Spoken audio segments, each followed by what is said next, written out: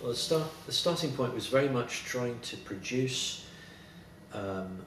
series of products which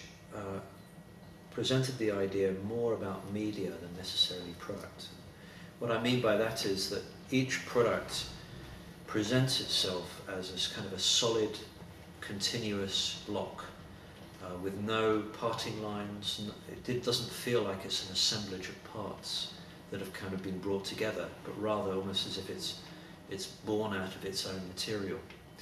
And by doing that, the customer kind of feels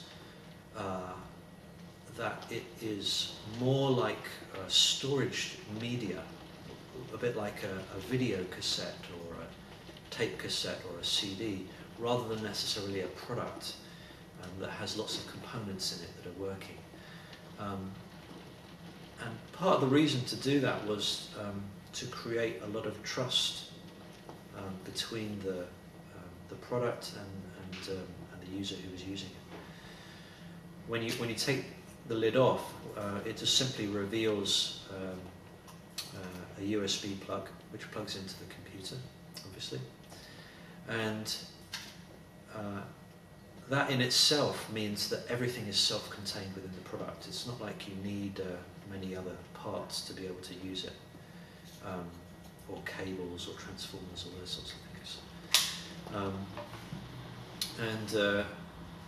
starting point for the DVD player was again very, very much the same, but what we did was add another layer to it, whereby even though it's a mobile product, it generally sits on the table, and